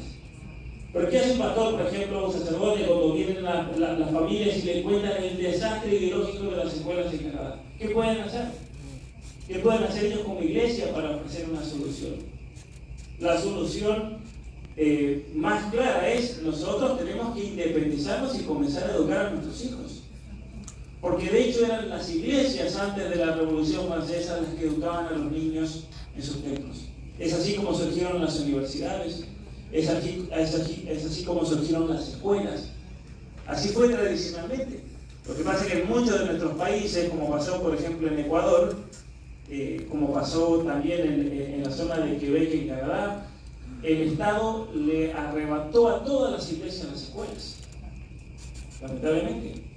En Ecuador pasó eso. En Ecuador, a principios del siglo XX, el Estado decidió expropiar todas las instituciones educativas y prohibió la educación religiosa, dada ya sea por católicos o por evangélicos. Estaba totalmente prohibido.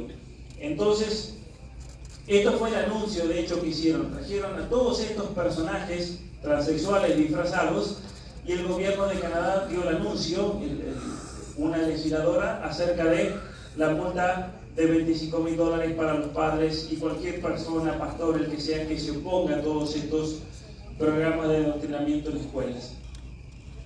En febrero del año 2019 pasó una cosa terrible realmente en Canadá, para que ustedes vean cómo esto se impone por la ley, por políticos y por la justicia.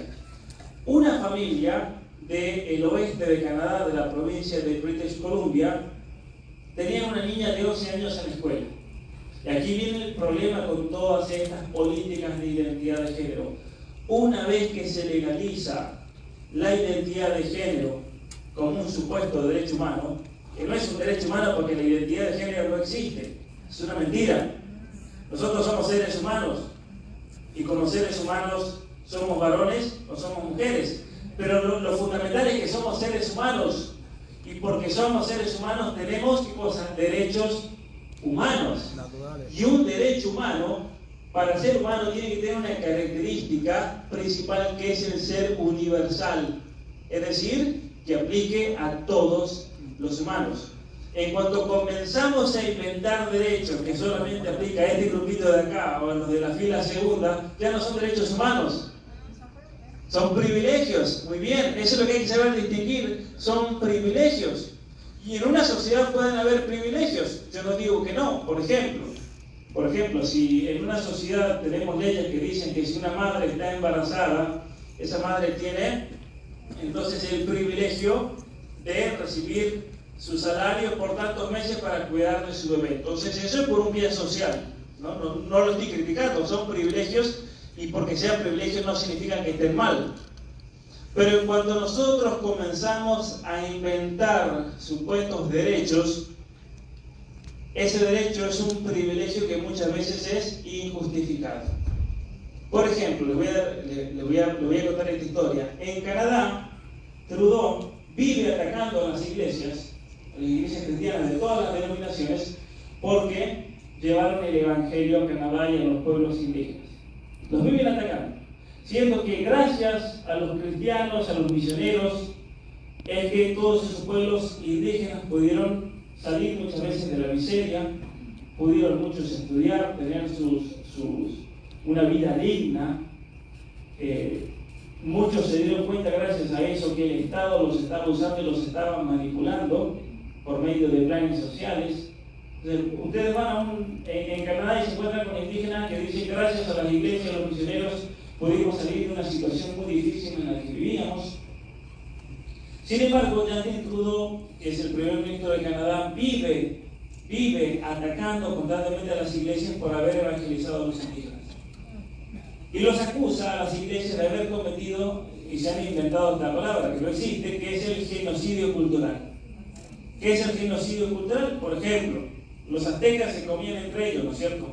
Existía el canibalismo. Viene un pueblo a evangelizarlo, viene un pueblo a darles una cultura, se hace un proceso de integración único y se los acusa a ellos de haber matado esa cultura, de haber cometido un genocidio cultural. Entonces lo que estamos viendo es una hipocresía enorme, porque a la vez que Trudeau dice que se cometió un genocidio cultural con los pueblos indígenas y los pueblos del norte de Canadá, él mismo está afirmando que esos pueblos tienen un derecho humano al Internet. Y uno me dirá: pero el Internet, ¿para qué? Si es otra cultura distinta lo que van a ver. ¿Acaso no es el mismo genocidio cultural que se denuncia? ¿No? Entonces, como el Internet es un derecho humano, todas estas personas tienen que tener Internet gratis, por ejemplo. Es un hecho. Declaró que el Internet es un derecho humano y, por lo tanto, como es un derecho humano, debe ser gratuito. Pero no estamos hablando de un derecho humano de verdad. Estamos hablando de qué cosa. Un privilegio que puede estar justificado, puede no estar justificado, pero no es un derecho humano. Y por lo tanto, cuando estamos hablando de seres humanos, tenemos que tener en cuenta quiénes somos nosotros como personas humanas. El problema actual con estas ideologías es que se busca reemplazar el hecho de ser humanos por cualquier tipo de autopercepción. Y por eso tenemos personas que se autoperciben de una edad que no tienen, es lo que se llama la transedad. Tenemos personas que se autoperciben de una raza de la cual no pertenecen. Yo les hablaba de los cupos y privilegios en Estados Unidos para la población afroamericana. En Estados Unidos ha habido casos de personas que se han autopercibido afroamericanos para poder cobrar planes sociales. De hecho, hay un caso famoso de una profesora en el estado de Washington que era una activista de los derechos afroamericanos, estaba muy envuelta con Black Lives Matter, estaba en todas las marchas, recibió una cantidad gigantesca de dinero para distintos programas de parte del gobierno federal, se robó todo el dinero, cobró miles y miles de dólares en subsidios para negras, siendo que resulta que sus padres dieron una entrevista en CNN y el papá y la mamá eran blancos. Entonces el periodista quedó: pero ¿cómo puede ser esto? ¿Que la adoptaron entonces? No, nosotros somos alemanes, pero nuestra hija desde hace 20 años vive tomando sol en la cama solar y se viene haciendo los rulos afro para parecer afroamericana y cobrar los planes sociales. Entonces, cuando el FBI comienza una investigación en el año 2016, resulta que era una estafadora. La mujer va a juicio, la meten en la cárcel, le exigen devolver el dinero, y cuando está en la cárcel, ¿qué pasa? El abogado de ella, son inteligentes a veces los abogados criminales, le dice: autopercibite como negra. Entonces la mujer va al tribunal y dice, yo me autopercibo negra. ¿Y el juez qué dijo? Lo mandó. ¿Por qué? Porque cuando introducen las leyes de la autopercepción, uno se puede autopercibir como cualquier cosa y el fundamento de la autopercepción son los sentimientos de la propia persona. Entonces el juez la dejó libre. Así de simple. Estas son las consecuencias de las leyes de la autopercepción. Para que ustedes sepan que si en Puerto Rico se aprueban estas leyes, esto es lo que van a tener. ¿Qué está ocurriendo en Canadá? Para darles más ejemplos. ¿Qué está ocurriendo en Canadá? Canadá es un caso interesante porque en el año 1982 se escribió nuevamente la Constitución del país, hace 41 años. Es ahí cuando se hizo la Constitución del país. Es un país recientemente nuevo, Canadá, porque fue una parte del Imperio Británico. Luego llega un momento en 1867, si no me equivoco, sí, 1867, cuando el Imperio Británico ya no lo podía mantener porque era gigantesco. Entonces hay una suerte de independencia, pero no es total. Pero ahí es cuando dicen, nos vamos a llamar Canadá. En el año 1982 recién se hace la Constitución. Pero es un caso raro el de Canadá, porque ¿quién es la máxima autoridad de Canadá? Es el rey de Inglaterra, de hecho. El rey de Inglaterra es la máxima autoridad de Canadá. En Canadá no se vota por presidente, como aquí tampoco votan por presidente, ¿no? Igualito que en Canadá. Allá se vota solamente por lo que vendría a ser los diputados, los representantes en la Cámara de Representantes, y ellos después, el partido que más votos tiene, elige a uno que puede ser cualquier persona. Y es así como lo pusieron a Justin Trudeau, que Justin Trudeau en realidad ¿de dónde salió? A Justin Trudeau lo puso el Foro Económico Mundial. Eso es por convención propia de Klaus Schwab del Foro Económico Mundial, cuando en una conferencia en Harvard él confiesa que habían infiltrado el gobierno de Canadá poniendo a la gente que debía mandar, porque era obviamente el lugar de experimentación social de todos estos experimentos que estamos viendo. Pero a lo que voy es lo siguiente, en Canadá es interesante porque en el 82, cuando se hace la Constitución, se decide que va a ser un país multicultural. ¿Qué significa multicultural? Donde vamos a tener muchas naciones y culturas dentro del mismo país. Es un caso único. Entonces, dentro de Canadá tenemos la nación de Quebec. De hecho, Quebec, que es una región, una provincia, tiene su propia ley, tiene su propio sistema de justicia totalmente distinto, es como otro país. Luego, los territorios indígenas, cada tribu es un país distinto. En Canadá es una nación distinta, tenemos muchísimas naciones. Y es gracioso porque uno va a la tribu, pasa por la tribu, y en la tribu, ahí cerca de mi casa hay una, están todos ahí afuera con sus armas, y uno pasa así, te piden tu identificación, pero simplemente para mostrarse que ya tienen el poder, nada más. Entonces es como entrar a otro país. Y uno entra ahí adentro, yo para qué voy ahí, voy a cargar combustible, gasolina, ¿por qué? Porque no hay que pagar impuestos ahí adentro. Es distinto, ¿no? Es un sistema distinto. Y ahí uno puede comprar, ahí venden alcohol, venden cigarros, venden un montón de cosas que en otros lugares que tienen restricciones, pero como es la tribu, ahí están los casinos, es otro mundo. Pero ¿cuál es el tema aquí con respecto a la ideología de género?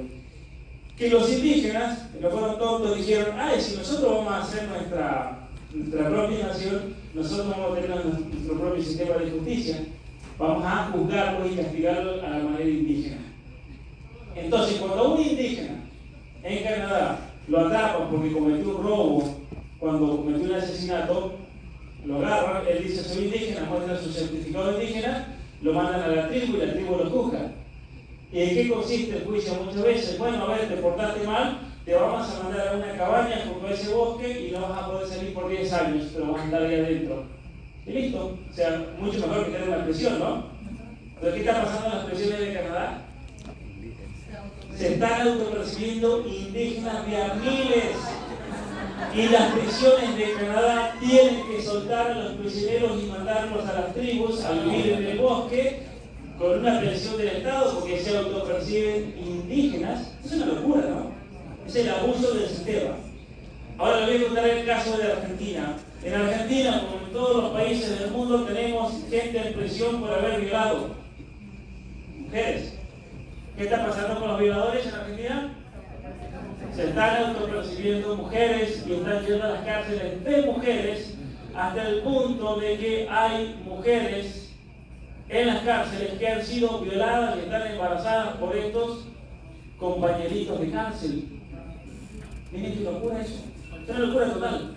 Y cuando estos casos surgieron hace 2 años en la Argentina, los colectivos feministas que son tan defensoras de las mujeres que hicieron, se quedaron calladas. ¿Por qué? Porque iba totalmente en contra de la narrativa de la ideología de género que tanto defienden. Es increíble esto, ¿no? Increíble. Pero en Argentina está pasando esto.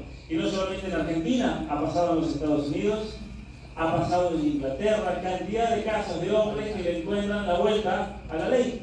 Esto pasa cuando la autopercepción se vuelve entonces en el criterio máximo. Y aquí viene el problema de los niños. En el año 2019, un matrimonio con una niña de 11 años, de 11 añitos, fue identificada por un grupo LGBT dentro de la escuela. Porque aquí viene el problema, cuando la identidad de género se vuelve ley, los grupos expertos en identidad de género ya tienen las puertas abiertas para comenzar a meterse en el sistema de educación, que es lo que ha pasado en Canadá. Todos estos grupos se meten en las escuelas. Yo he descubierto que muchos de estos grupos están subvencionados por farmacéuticas. Eso es muy grave. ¿Por qué es eso? Porque luego lo que hacen estos grupos es identificar a niños, confundirlos y tratar de empujarlos a que comiencen con tratamientos de bloqueadores hormonales y hormonas sintéticas. Es un negocio gigantesco. ¿Por qué es un negocio gigantesco? Para darles algunos números. Cuando una persona cae en ese engaño criminal, realmente un engaño que le va a destruir su vida y su cuerpo para siempre, eso a las farmacéuticas les significa un costo de $5.000 mensuales. En Canadá, ¿quién paga esos tratamientos? El gobierno. En la Argentina lo paga el gobierno. En todos lados donde esto se está imponiendo, siempre se aseguran, cuando ponen la ley, de que lo cubra el gobierno, porque es el negocio gigantesco para las farmacéuticas, porque el gobierno va a pagar. Si el niño es pobre, ¿cómo me va a pagar? No sé. Si el niño no tiene seguro médico, la familia.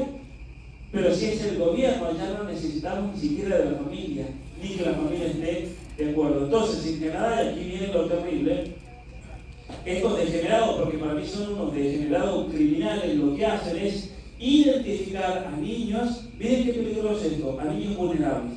Es decir, a niños que vengan de madres solteras, a niños que sean hijos de padres divorciados, de familias en una situación precaria, a hijos de inmigrantes.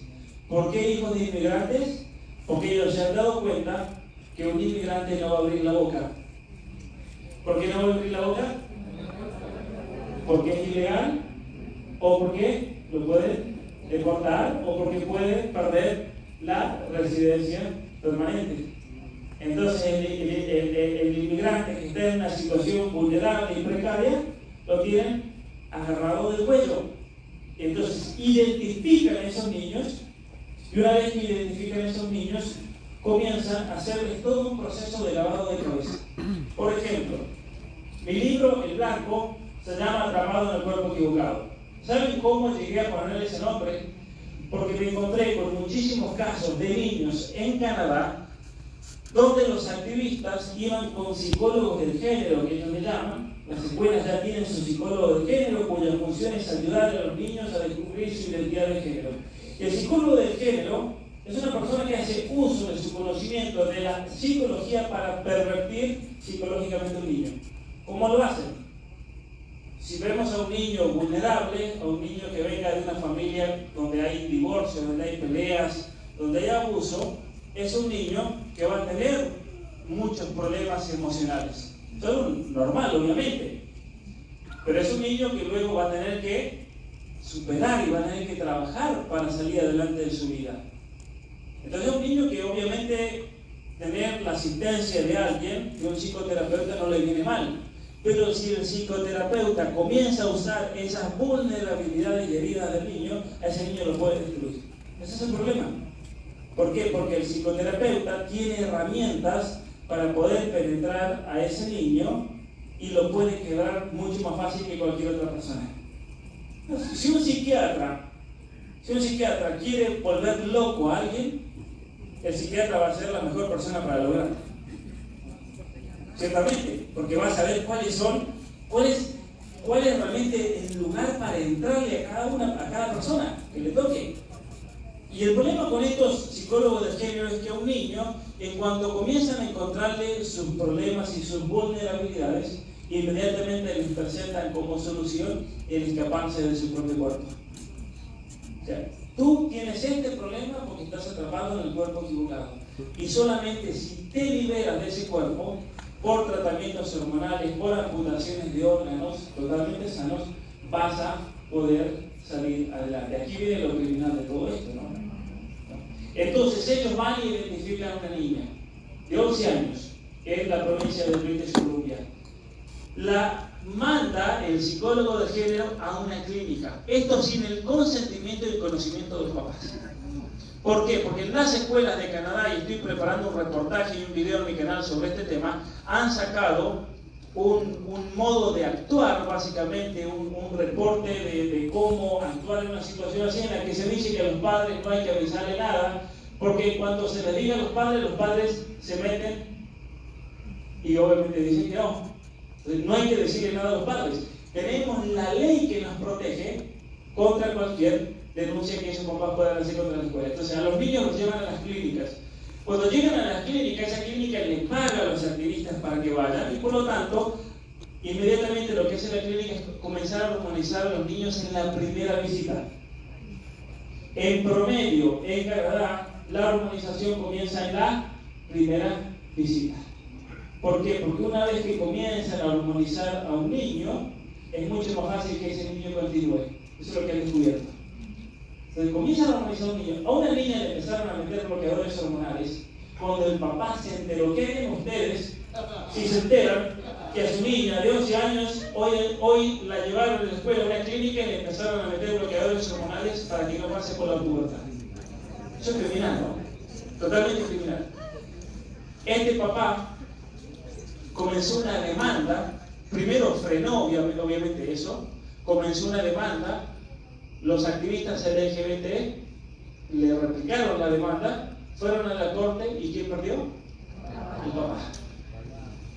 La corte ordenó que le quiten la niña de por vida, que sea dada en adopción por medio de un grupo LGBT que decida con quién iba a ir y le restringían el poder visitar a esa niña, o sea, no la veía nunca más.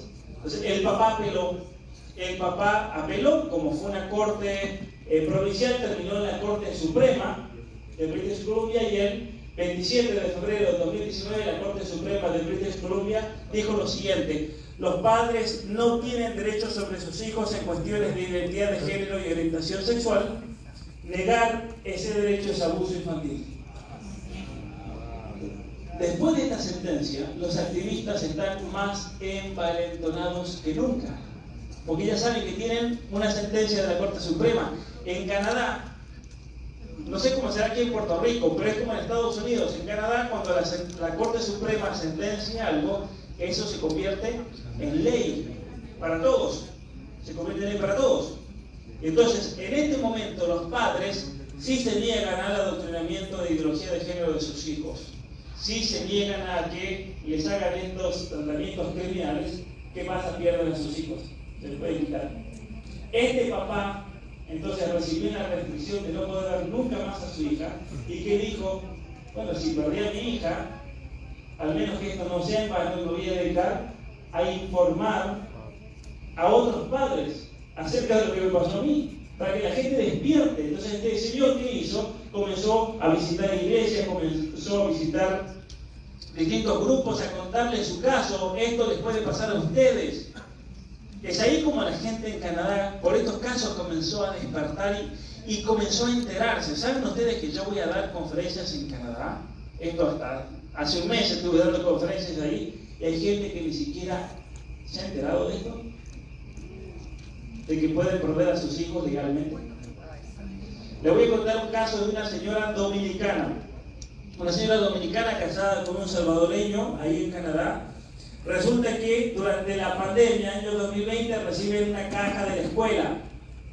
Y la señora, ¿qué pensó que era? Porque no había clase, ¿qué pensó que era la señora? Libros o algo de actividades para su niño.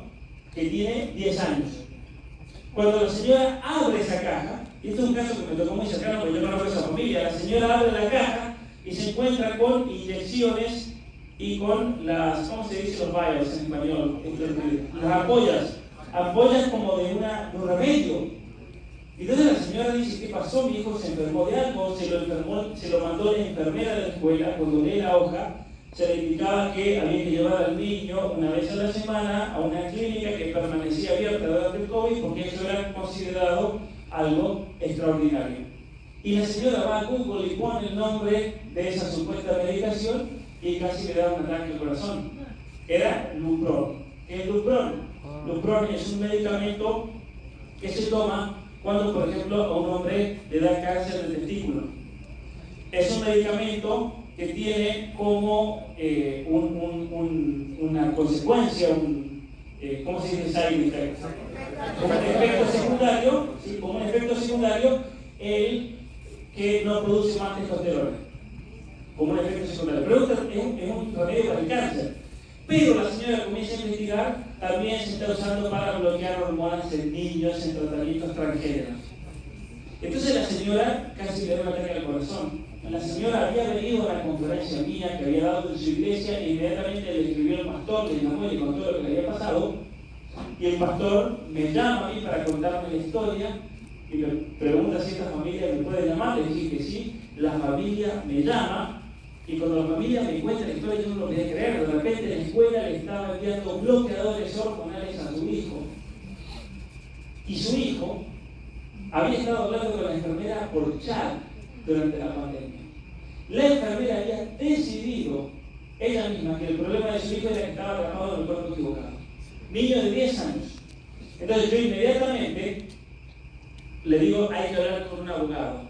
¿Por qué hay que hablar con un abogado y por qué estos activistas están haciendo esto? Yo ya sabía porque en Canadá acababa de salir una ley que condenaba a los padres que se niegan a tratamientos hormonales de sus hijos a 5 años de prisión.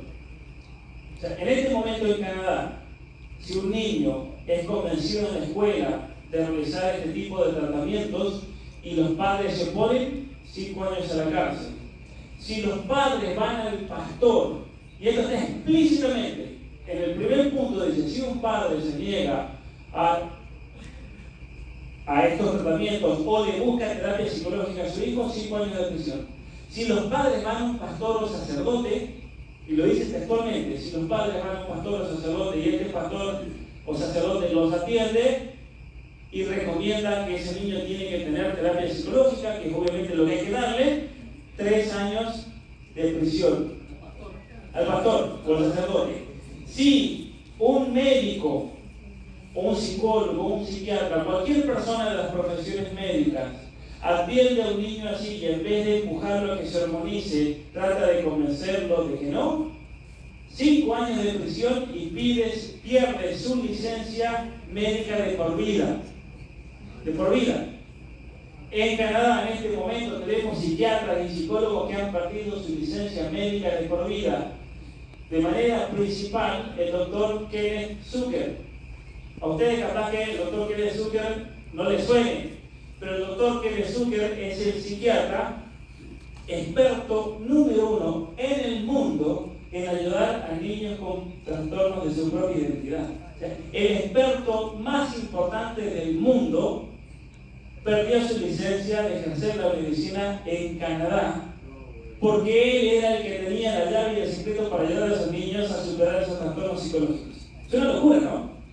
Este señor, profesor de la Universidad de Toronto, reconocido por la comunidad médica mundial dentro de la psiquiatría como el experto más grande de la historia, porque no hay otro psiquiatra en la historia de la humanidad que haya entendido también y haya escrito tanto y haya desarrollado todo el tratamiento de psicoterapia para esos niños y esas personas. Un señor que trató a más de 1.200 transexuales en su clínica en Toronto y los ayudó a superar la transexualidad.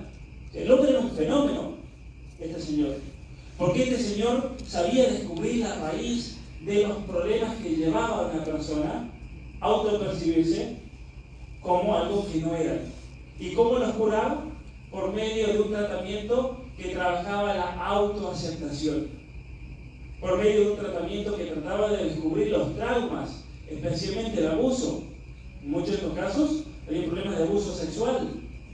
Yo recuerdo una conversación con él. Él decía que cuando un niño, por ejemplo de 2 o 3 años, un varón, de repente tiene terror de ser varón, él decía, lo primero que hay que preguntar es si ese niño está siendo abusado. ¿Por qué es eso? Porque cuando el niño, por ejemplo, se da cuenta de que comparte el órgano masculino con su abusador, comienza a tener un rechazo de sí mismo y lleva al niño a querer cortarse a sí mismo. Cuando fui a Colombia en el 2019, me encontré con ese caso. Una señora vino a una conferencia y después de la conferencia pidió hablar conmigo y la señora dijo, en mi casa he tenido que esconder todas las tijeras y todos los cuchillos porque mi hijo de 2 años, esto es increíble, se quiere cortar el pene. Y yo le pregunté, ¿su hijo ha sufrido algún tipo de abuso? Y me dijo, sí, su tío abusó sexualmente de mi niño. Y obviamente que ese niño estaba desarrollando un trastorno que es lo que se llama la psiquiatría disforia de género, pero que en realidad es un rechazo de sí mismo, de su propia identidad a causa de un abuso. ¿Cómo se ayuda a un niño así? A un niño así hay que darle psicoterapia para superar ¿qué cosa? El trauma del abuso. Ahora, ustedes se lo llevan a un activista LGBT que va a decir, el niño se quiere cortar el pene porque nació con el cuerpo equivocado, hay que cortarle el pene, hay que hormonizarlo, hay que transformarlo y así lo vamos a liberar y hacerlo feliz a ese niño. Y lo único que van a lograr es destruir esa vida para siempre. Entonces, este señor, que yo les dije que perdió a su hija, que ya no la puede ver nunca más, que su hija fue dada en adopción y en este momento está haciendo toda la terapia de transición, algo criminal. Ese señor comenzó a dar conferencias y por haber comenzado a dar conferencias y hablar de su caso, ¿qué pasó? Me mandaron a la casa. O sea, mientras nosotros estamos todos aquí cómodos, sentados, aprendiendo acerca de los peligros de la ideología de género, este señor lo está viviendo en carne propia, está en prisión en este momento. Está en prisión. Y este señor ha dicho, igual es un testimonio muy fuerte, porque este señor ha dicho, yo voy a salir 6 meses de tierra. Yo voy a salir de la cárcel y voy a empezar a dar conferencias de vuelta. Y me van a meter de vuelta a la cárcel. Y cada vez el gobierno ha dicho que le van a ir endureciendo las penas. Van a ser más años lo que va a pasar en prisión por cada desobediencia. Pero el señor dijo, yo ya perdí a mi hija, ya no tengo nada que perder. Miren lo que es eso, ¿no? Perder un hijo, imagínense ustedes, perder un hijo y ni siquiera que lo puedan ver ni saludar nunca más. Es una locura eso. Es una violación total de los derechos parentales. ¿Sí? Acá es la última noticia de cuando lo volvieron a levantar y le dieron 6 meses. Así que el pobre señor está en prisión. Yo les decía que en Canadá las escuelas se han vuelto en un instrumento de adoctrinamiento ideológico. Esto es un entrenamiento en inclusividad del Ministerio de Educación de Ontario para todas las maestras de escuela elemental, escuela primaria. Y es interesante que aquí en letra chiquita lo que dice es que más de la mitad del público mundial se identifica de modo secreto como LGBT. Entonces, más de la mitad, vamos a decir, la mitad por edad, secretamente, una de las 2 mitades son secretamente LGBT. Entonces dice, pero miren lo que dice el Ministerio de Educación. La función de la educación ahora en Canadá va a ser ayudar a los niños a descubrir su propia identidad de género. Y ponen como ejemplo LGGBDTTIQQAPP. Jamás yo había visto tantas letras juntas, ¿no? Pero es interesante que las identidades, hay algunas que uno dice, esto es una perversión realmente. O sea, el solo plantear una sola letra ya es una perversión. Pero hablan, por ejemplo, de enseñar a niños de kinder acerca de que pueden ser pansexuales, de que pueden practicar el poliamorío, ser poliamorosos. ¿Cómo un niño de 4 o de 5 años le van a explicar esto? El género queer, 2 espíritus, el transgénero, el transexual, el bisexual, el demisexual. ¿Saben que a nosotros ellos nos han inventado un género? Porque claro, no existe el ser varón y mujer. Para ellos es una construcción social, es algo impuesto por los padres. Y entonces, como no existe el ser varón y mujer, nos tienen que inventar un género. Y el género que nos han inventado es el cisgénero. ¿Qué significa cisgénero? Cisgénero significa una persona que todavía cree que es varón o mujer. Es una persona retrógrada que todavía no ha sido iluminado.